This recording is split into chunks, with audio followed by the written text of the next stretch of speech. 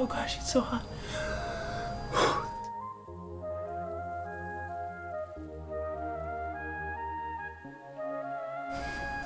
Hey guys, this is Amadea. I'm back and hope you're having an amazing day, because today we're gonna finish our full tutorial from start when we did the sketching in part 1, the flat colors and the background in part 2, and in part 3 we're gonna do the most exciting part, highlights and shadows and finishing touches, and I'm gonna walk you through every little detail. So if you followed along, then make sure to watch this video. If you want to see part 1 and part 2, check out the description below. I'm gonna add the links there, and then also link the videos in the end of this one. So make sure to check those out, and without wasting any more time, let's get into it. Woo! So first I'm gonna pick a flat airbrush, so one of the hard airbrushes will work perfect, and I create a clipping mask above the flat color of the hair layer for just solely shadows, and I put the shadows as if the light was coming from the top left corner. So I am trying to put the shaded areas to the right of each line that I drew on the line art already, as you can see right now. But if you just outline the already existing lines from your line art, that will look perfectly okay for this first step. So just try to follow your lines and make the areas along the lines darker. And then the areas that I love to make darker are specifically on the top of her face, where I want to create the illusion of volume for her hair. So since I want her bangs to kind of stand out, I'm gonna make the areas under her bangs darker. And then also behind the neck, I want that area to be darker for sure, because, or next to her neck, because that area will be very hard to be reached by the light. Since it's completely covered, the light is coming from to her right side from above her, so it is almost impossible for the opposite side of her hair to be light. So as you see, I created that big shadow under her chin. And then after I'm done with this, you can see I move her hair a little above the dress layer, so that her hair is above her dress, her skin and all that. And then if you took a peek, you could see how the shadow area was highlighted as a clipping mask. When I moved them, I could just swipe from left to right on both layers and then grab it and move it up. And then now I'm just kind of adding little strings of hair with the shadows. And then after that, there is a kind of a good rule to remember, is that the valleys, so the curves that go inwards, are usually darker, and the curves that go outwards are lighter. So as you can see right now, if you look at the outside shape of the hair, the curves that go inwards, that area I'm trying to make darker. And then you can go on the layer and lower the opacity to make it look more natural. And then after that, I create a new layer and start on the highlights.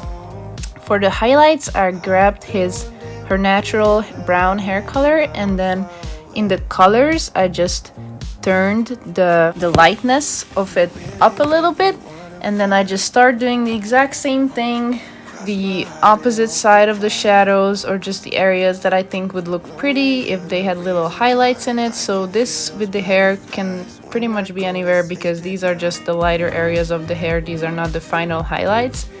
So you just want to create some dimensions. So imagine if someone had some balayage or just lighter highlights in her hair, where would you want to put those?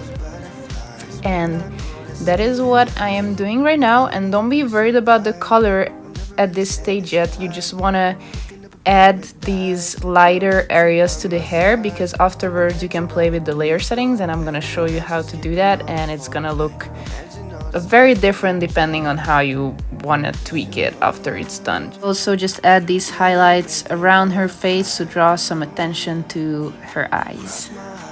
Yay, now it's the most exciting part. You're done with the lighter colors, so now you're gonna check the layer settings and play around. What I do is I check the opacity and turn it down a little bit, then I go to the magic wand and pick the hue, saturation and brightness menu, and then the hue just changes the color a little bit. The saturation in the middle changes the brightness of the color pigment, and then on the right you can lighter or darker it. So I just play around with that, see which color looks the best, and I will decide with a slightly yellowish orangey warm tone for these lighter areas in her hair. And then after I turn the saturation up a little bit so it's brighter, and also the brightness, and then the opacity I decide on kind of a middle ground. And then I also change the layer setting to add, which is a really cool setting. It makes everything brighter and pops, so lighter colors, I love putting them on the add layer. They become so pretty. And so after I pick the layer settings and the color, I am tweaking the lighter area a little bit more, and now I'm more focused on kind of a highlight type lighter area. So I am actually adding lighter strings to the hair everywhere, the same way I did with the dark. And then this is a continuous process, so you can keep playing with the colors like I do here. As your lighter strokes evolve, then you might want to change your settings in the end. So this is just something really cool, a cool tool to change around what you did before if you don't like it anymore. And there's something I love to do on the top. It's kind of an anime-like style, is adding this highlight that would catch on because of the round edge of the head or hair. And that is what I'm trying to add. For me, it's a little tricky to add it correctly because it's hard to get it right, but just play around with it. And then after you add the line, I like to erase some of the areas where the hair would go downwards so the light wouldn't touch it, and those areas would be darker. And then afterwards I lower the opacity because it obviously wouldn't be that bright. And another trick that you can do for the layer is go to the magic wand and select the blur tool, and then as you draw your pencil from left to right, it's gonna blur the edges of this highlight. So if it's too sharp, then you don't have to use the blur tool from the top right corner. You can just go to the magic wand and blur the edges of the entire layer, and that's what kind of I was doing. And now I feel like it was enough of the highlights. It looks pretty good, and so I go to the skin and create a clipping mask layer above the skin again, and then color pick the skin color that was the flat color, make it a little darker in the color area, and then I apply the shadows on the edges of her face where the hair would cover her face from the light. And also I like the cheek, under the cheekbone, I like to experiment making it a little darker. I also make the ear, the inside of the ear darker because the light wouldn't hit that area. And then there is a pretty important shadow under her chin, which is always very dark. And then also under her arm. Her shoulder will be mostly covered by her hair from the light.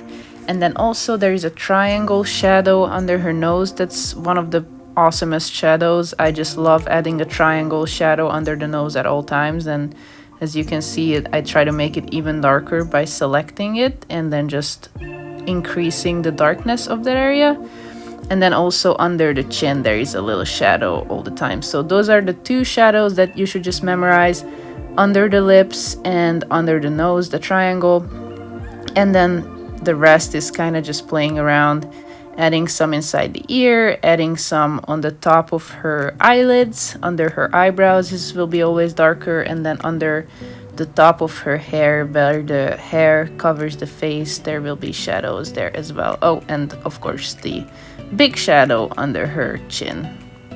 So after that I'm switching to lighter areas, and I do the same thing. I pick the base color of her skin and just lower it lighter it, the color, and then add some highlights on her nose, on her cheekbones. The very pointy top of the nose will have the brightest highlight, so I like to add that. And now this step is the most fun part, is adding the highlight to the eye. This will bring the piece together so much better.